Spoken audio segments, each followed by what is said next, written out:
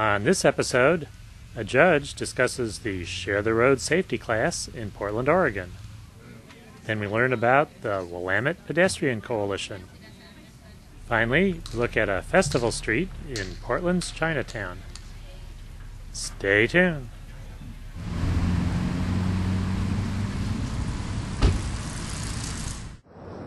We're in Portland, Oregon, talking with Judge Christopher Larson. In the past, when a driver comes into the court for a minor violation, what have been the alternatives for sentencing them or dealing out a decision?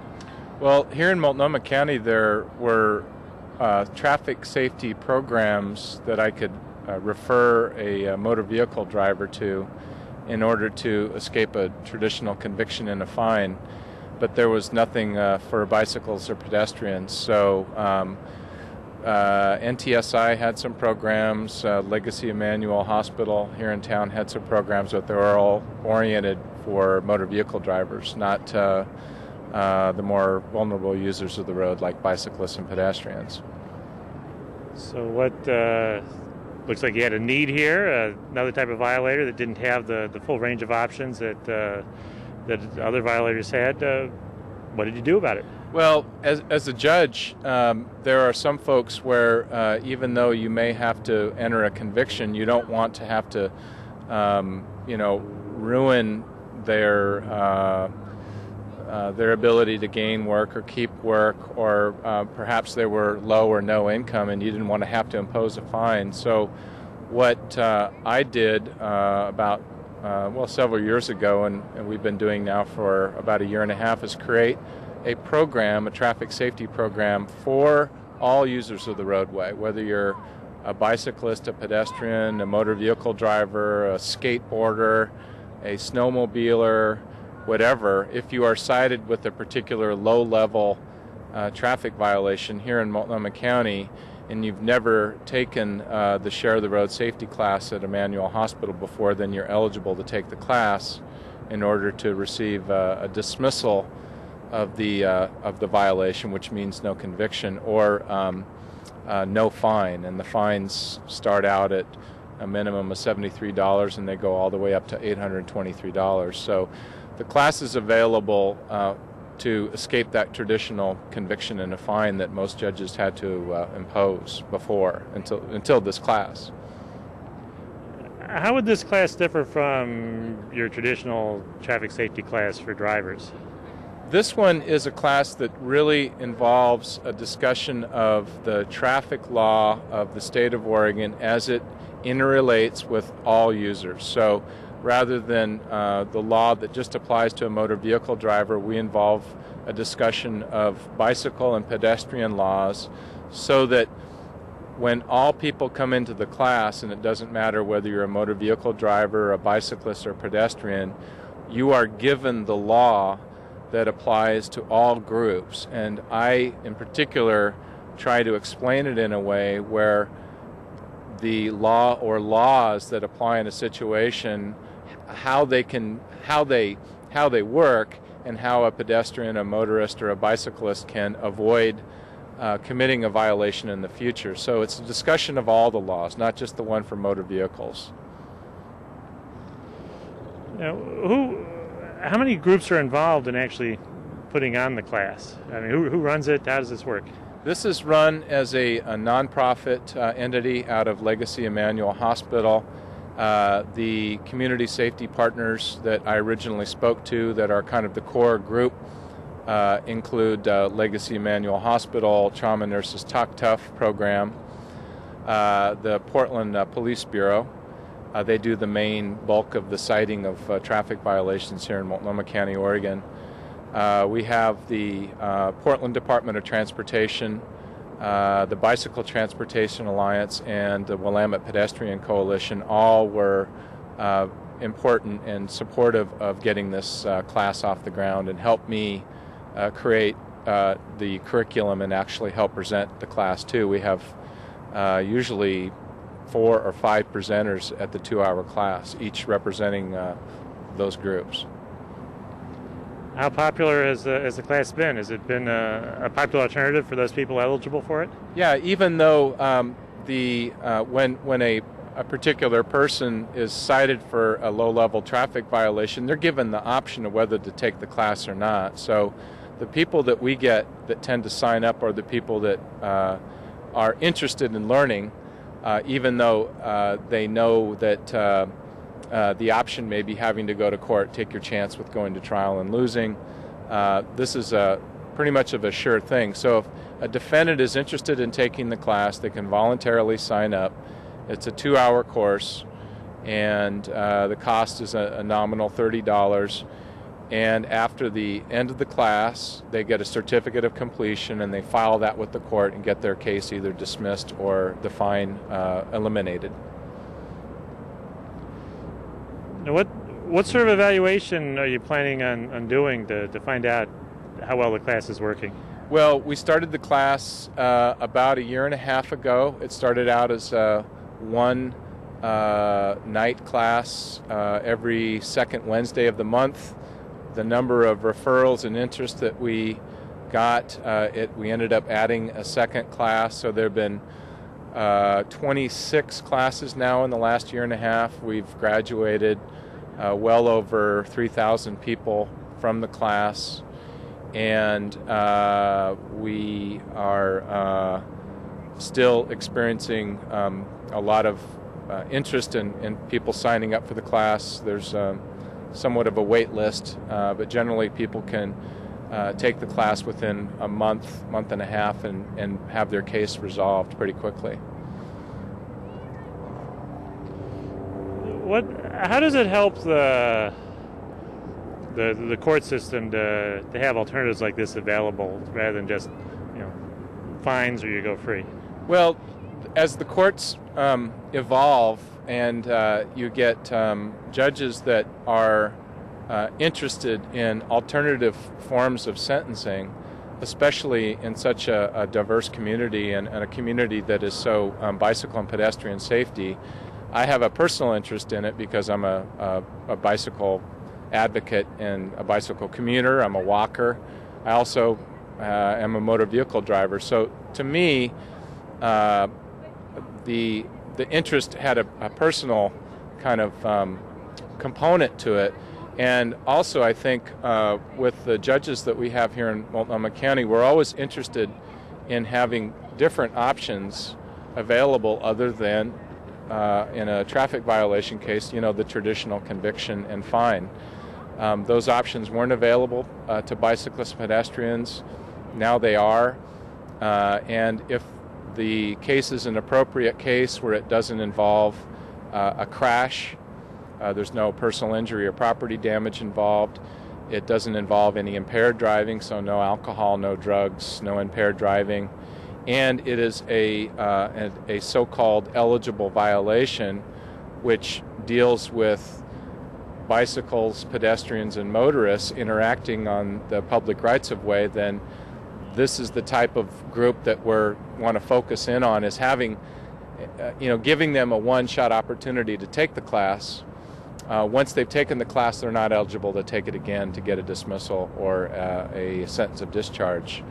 So the interest really kind of was a personal one, and I have great support within the city of Portland and Multnomah County, Oregon, in developing alternatives for these types of low-level traffic violations.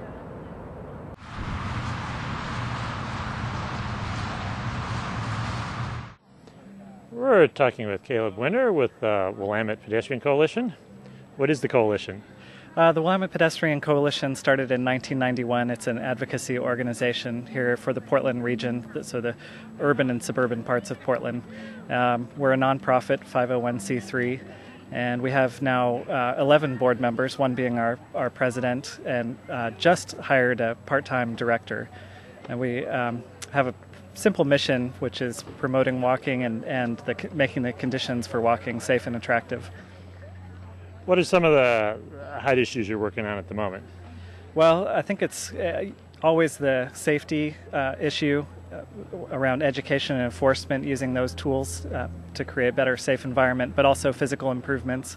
We're working on different citizen advisory committees. Like a bridge here is in really bad condition, so it's about to be replaced if we can get the money to. So our role is just to be a citizen to advocate for wider sidewalks, obviously, good approaches. One option they had on the table was putting the sidewalk underneath the bridge, which in Portland seems like a great idea because it rains a lot here and you'd stay dry, but of course as a pedestrian it can be less safe feeling to be hidden under and tucked under a bridge. So that we didn't really agree with that approach for that bridge. We also have a really busy arterial 82nd Avenue that has had a lot of crashes in the recent past, and so we're working with the city and the neighbors to try and reduce the crashes, get safer crossings out there, and then so there's kind of the physical improvement. But on the safety side, we partner with this again with the City of Portland and the Portland Police Bureau as they hand out traffic citations to bikers, pedestrians, but mostly motorists. The motorists get a second chance. They can go to a class and sort of test. By going to this class, they can get out of their ticket. Well, this class is called Share the Road Safety Class, and what it is not really scaring them with necessarily, but it's telling them about new laws that have passed. And actually, Willamette Pedestrian Coalition has been a part of some of those more recent laws. Our role, we produced this DVD, Portland Walks, Be Safe, with the city, and it goes into that we're all motorists, walkers, bikers at some time, and it sort of creates this idea around empathy. When you get in your car, remember how it felt when you're walking down the street, encountering some dangerous circumstances. So we try to convey that to the motorists in the crowd and bikers as well, to be conscientious and ring their bell, say something, not pass too close or too fast to pedestrians. But we don't have to cover the law because we have Judge Chris Larson, who started the course. With the judge there, you don't necessarily have to talk much about the law. And then a Portland police officer who also presents about the law. And speaking of law, what do you need in the way of changes to the law, legislation, or just policy if the law is good enough? What's interesting, actually right now, we just had Ray Thomas, who's for years, he's a local lawyer for bicyclists. He and other issues, but he's really helped with these bicycle law clinics. He just recently wrote up a law book here. It's called Oregon Pedestrian Rights, a legal guide for persons on foot. And so we're working with him to set up courses, just clinics for volunteers, people who don't get tickets, but just want to learn about the law. So we one that we worked on in 2005 was passing this stop and stay stop law, which applies to all over Oregon. It is, if you're a motorist and you're driving up to an intersection that's like this, that's unsignalized, you have to let the pedestrian clear a full lane before you proceed in your ar. If you're you can't sort of nick at their heels as they... No, and it allows somebody, if they need to jump out of the way, jump back, they're able to do that, and you're not already in motion in your car. At signalized intersections, it's only 6 feet, but it's still just enough room to survive. So that went through, and then in 2007, we worked with the Bicycle Transportation Alliance, the bike advocacy organization for Oregon, to pass a vulnerable users law. So that applies to highway workers, farmers driving tractors, but then bikes, peds, and there's one other that I'm forgetting, but it's people who are out on the street that are not protected by that steel machine. And what it did was raise the fine if somebody was negligent and hit a bicyclist or a pedestrian. They got a $242 ticket. Well, didn't feel so good when the driver was really at fault. So now it's up to a $12,000 fine, and it also goes with some community service. And there's so it's just a little more. Actually, the Bicycle Transportation Alliance is looking forward to even more charges if there's continued negligence by the driver, that they would have felony charges, and I guess that's true for a lot of states, but not for Oregon. We had one law we wanted changed and bicycle, again, we partnered with the Bicycle Transportation Alliance just because they had more of a sort of legislative advocacy going. But this was one that we found in a Norway guidebook. So you're going to Norway and they tell you when you're crossing the street, put out your hand, and that signals to traffic that they should come to a stop. Well, in Oregon, you have to step off the curb and get into traffic really before somebody will stop legally. So you already have to be on the way before someone has to pay any attention to you. Yeah, and your hand travels with you wherever you go, so it's not like you need a special sign. So we really like the idea of this hand signal and bringing that good idea from Norway over here. Well, it didn't get the support. It did pass the House, but not the Senate and here in Oregon, and so we'll hopefully try that one again because I think it's just a great idea. It's so simple and it's the difference between somebody standing and waiting for a bus or all the confusion that happens for the motorists. If you see a hand outstretched like that, then certainly you know what that means. It's pretty intuitive. I think that'll help people to create a better walking environment, help people to communicate they're out on the street. And how much of what you do is, the city of Portland, the Portland region, and the state, or even federal, and what levels do you have to work at?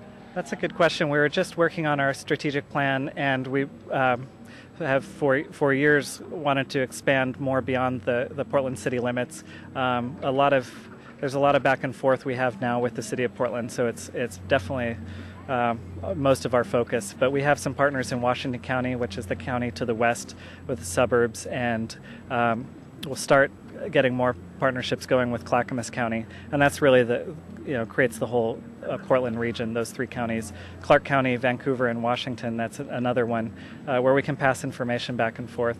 But our resources are a little thin. Certainly this legal guide applies to all Oregon law, and then our legislation will apply to all Oregon law. But in terms of projects, one thing we identified in our strategic plan, we want to work with the local planners of the suburbs as they update their transportation system plan.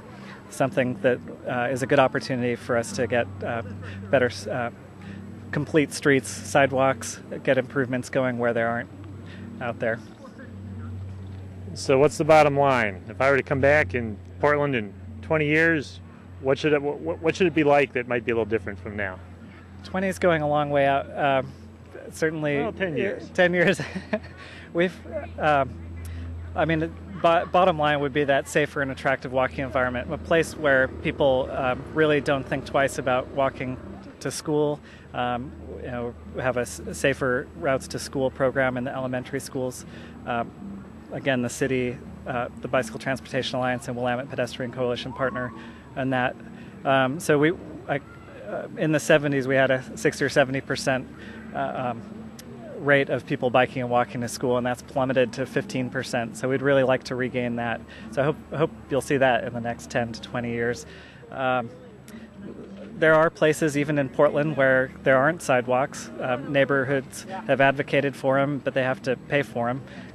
They have to rally all their neighbors, and I hope that's just not something anybody questions in the future. Of course you need a sidewalk there. Let's put it in. More integration with the streetscape, I think, and just hopefully more conscientious motorists to acknowledge when they get out of their car they become a pedestrian and need people to be conscientious of their movements and polite, and hopefully we'll have that hand signal law, so there'll be a clear distinction when somebody needs to cross the street.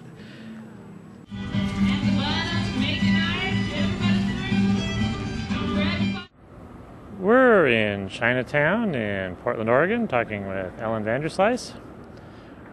What was your role on the street behind us?